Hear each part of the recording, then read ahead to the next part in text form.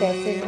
मैं आशा करती हूँ कि आप सब अच्छे होंगे। अपने अपने घरों में सभी को भाई दूज की हार्दिक शुभकामनाएं। मैंने भी भाई दूज की है सुबह में। आप सब कैसे हो? मैं उम्मीद करती हूँ कि आप सब अच्छे होंगे। आज भाई दूज है, उसकी आप सबको हार्दिक शुभकामनाएं। तो मैंने आपको जैसे दिवाली वाले दिन बोला था कि आज 12 तारीख है और 2 दिन के बाद 15 तारीख आएगी। तो 15 तारीख जो है वो मेरे लिए एक ख़ास रहती है, जिसे मैं भूलने की कोशिश करती हूँ।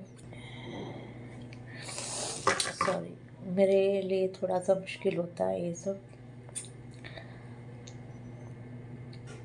आज 15 नवंबर है। आज के दिन ही मेरे ऊपर एक्सीडेंट हुआ था। आज पूरे 15 साल हो चुके हैं इस अटैक को।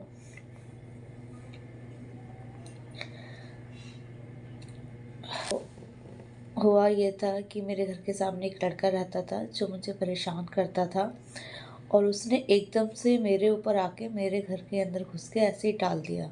उसके घर से एक लेडीज़ आई पहले, उसने मम्मी को और पापा को बातों में लगाया, और पीछे से वो लड़का आया और उसने अंदर घुस के मेरे ऊपर एसिड फेंक दिया। वो दिन है और आज का दिन है। मेरी आईज़ उसी दिन से मुझे दिखता नहीं है, साइज से पूरी डैमेज हो चुकी है। इधर मेरा पूरा ईयर और नेक पे वन साइड पूरा बर्न है। मेरी लाइफ इस तरीके से चेंज हो गई कि जैसे एक पलक झपकती है ना, कि क्या हो जाता है पलक झपकने से, तो मेरी पूरी लाइफ एक पल में चेंज हो गई। उसके बाद मैंने इतना इलाज कराया, मेरी 42 सर्जरियाँ हो चुकी हैं अभी तक, और अभी भी मैं ठीक नहीं हूँ। अगर मैं सर्जरी कराऊंगी अभी भी, तो अभी भी 10 से 15 सर्जरी अभी भी हो जाएगी। बाहर लोगों का जो रवैया था वो इतना गंदा था कि किसी ने मुझे सपोर्ट नहीं किया, किसी रिश्तेदार ने भी सपोर्ट नहीं किया। मेरे भाई, मेरी मम्मी, जिन लोगों ने मुझे सपोर्ट किया बस। और आज भी मैं कहीं नहीं जा पाती हूँ, कहीं अपनी रिश्तेदारी में नहीं जाती हूँ, क्योंकि सबको लगता है कि ये हमारे घर आएगी तो हमारी बदनामी होगी, या फिर हमें लोग पूछेंगे कि इसके साथ क्या हुआ, ये क्यों हुआ। मतलब अभी भी आज तक लोगों को ऐसे लगता है कि जैसे कि क्राइम हमने किया है, सामने वाले ने नहीं किया है। तो ये हमारे जो देश की जो थिंक है, ये कब चेंज होएगी, ये मेंटलिटी कब उनके दिमाग से बाहर जाएगी। दूसरा, हमारी जो सरकार है वो कब जागेगी कि हमारे जीवन में कब उजाला आएगा। ना हमारे पास अच्छी जॉब होती है, ना अच्छा कोई वर्क होता है, कोई रेस्पेक्टेड वर्क हो कि भाई हमें अच्छे से एक डील किया जाए, एक कोई हार्ड वर्क नहीं लिया जाए हमसे, या फिर हमें अच्छे से ट्रीट किया जाए। ये सारी चीज़ें हमारे लिए कब होंगी? तब हम मर जाएंगे तब।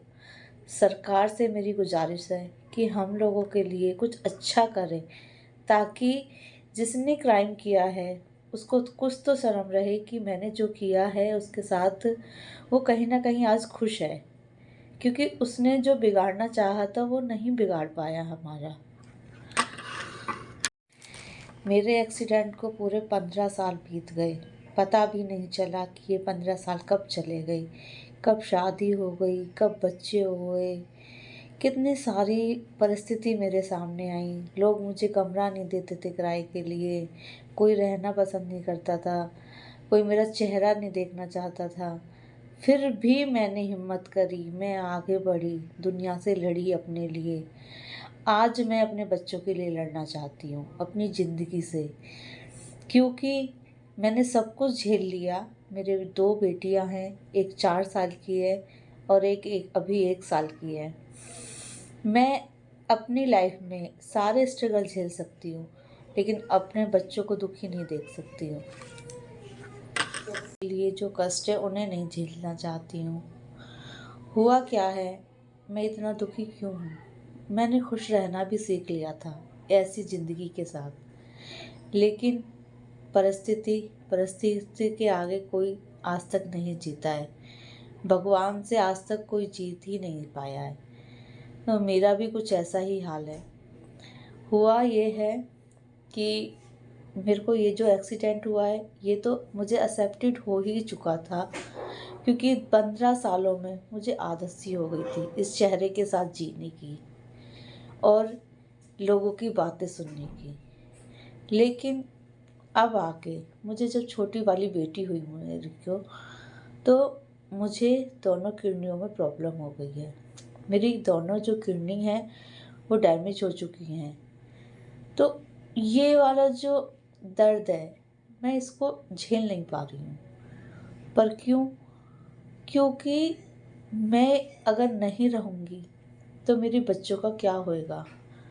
मेरी 2 बेटियाँ हैं, माँ ज़रूरी है छोटे बच्चों के लिए भी, और ख़ास तौर पे बेटियों के लिए तो माँ बहुत ज़रूरी है। तो बस मुझे यही सोच सोच के रोना आता है कि अगर मुझे कुछ भी हो गया तो मेरे बच्चों का क्या हाल होगा।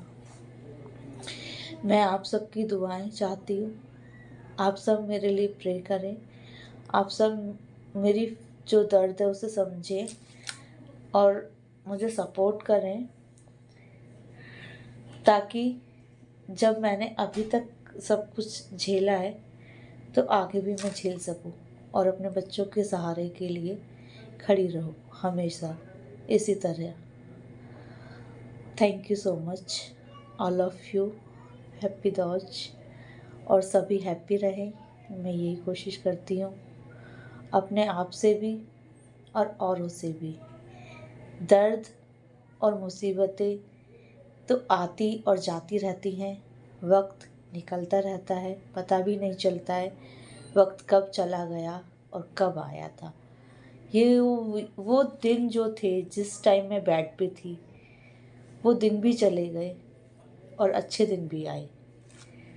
तो ये सब तभी हो पाता है तब सबका प्यार हमारे साथ होता है। तो आपका जो प्यार है, आप लोगों का प्यार, वो हमारे, मैं सभी से ये रिक्वेस्ट करना चाहती हूँ कि मेरी आवाज़ को इतनी दूर तक पहुँचाएं कि कोई भी इंसान दर्द और परेशानियों से भागे ना, उसको भी समझ में आए ना। जब मुझसे मेरी पहली सी सूरत मांगे